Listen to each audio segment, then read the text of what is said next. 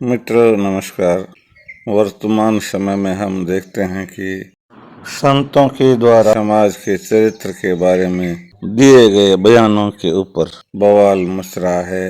लोग बहुत विरोध कर रहे हैं कि संतों को ऐसे नहीं कहना चाहिए, और उधर संतों के पक्ष में भी लोग खड़े हो जाते हैं और ये कहते हैं कि ऐसा संत नहीं कहेंगे तो कौन कहेंगे। समाज को सुधारने के लिए संत ही आगे आएंगे, नहीं तो सनातन संस्कृति नष्ट हो जाएगी। और संत भी अपनी बात का पक्ष रखते हैं और कहते हैं कि हमने क्या किया, हमने तो सही कहा, जो समाज में हो रहा है उसी को तो हमने दिखाया। और इस तरह से कोई भी पीछे हटने को तैयार नहीं होते हैं। एक तरफ कुछ लोग संतों के विरोध में हो जाते हैं, कुछ लोग पक्ष में हो जाते हैं, और ये स्थिति बनती ही रहती है।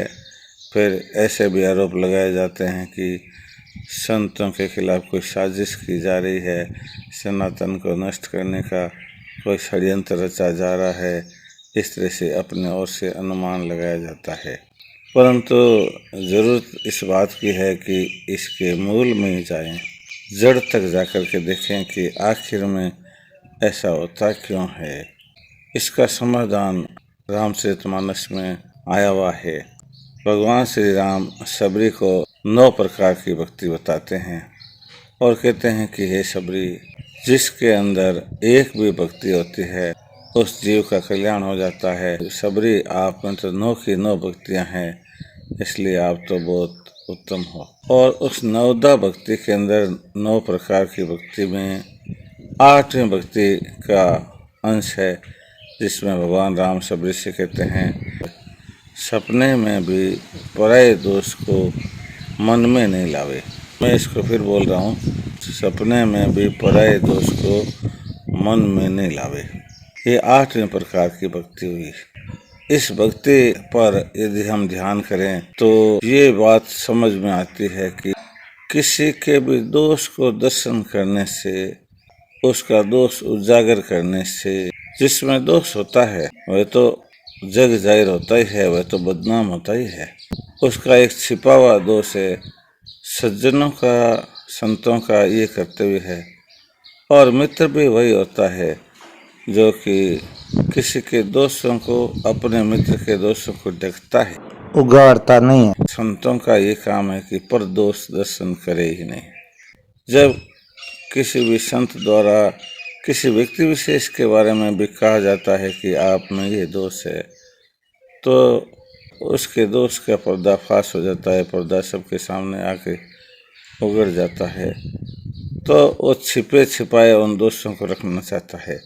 उसको ये पता तो होता ही है कि ये दोष तो है, पर अब जब क्योंकि मन उसका बस में नहीं है तो छिपा करके उस दोष को रखता है। परंतु वह संतों के पास में आता ही इसलिए है कि उसकी आत्मा जग जाए और वह उस दोष को त्याग दे। वह स्वयं भी उस दोष को अच्छा नहीं समझता है, और इसलिए संतों का जो उपदेश है वो विधेयात्मक और निषेधात्मक दोनों तरह के होने चाहिए, परंतु दोष दर्शन के लिए नहीं होने चाहिए। जब भी समाज का दोष भी संतों के द्वारा देखा जाता है तो समाज को अच्छा नहीं लगता है, क्योंकि समाज को ये लगता है कि हम तो खुद जिस रास्ते से चलते हैं वह रास्ता तो हमें पता ही है, हम तो स्वयं भी उसको अच्छा नहीं मानते, छोड़ना ही चाहते हैं। और हम संतों के पास में इसलिए जाते हैं कि संत हमें ऐसे उपदेश दें, ऐसा रास्ता दिखाए कि जिसके कारण से हमारा आत्म स्वाभिमान जाग जाए और हम रास्ता छोड़ करके सही रास्ते पर चलने लगें। और ऐसा हुआ भी है, होता भी रहेगा।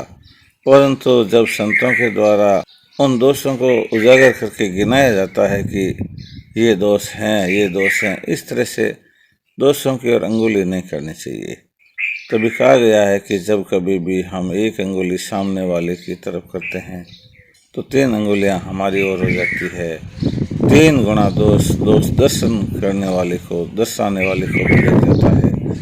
इसलिए श्री रामचरित्र में जो दिया हुआ है 8वां भक्ति का साधन, जिसमें कहा है सपने में भी पराये दोष का दर्शन नहीं करें।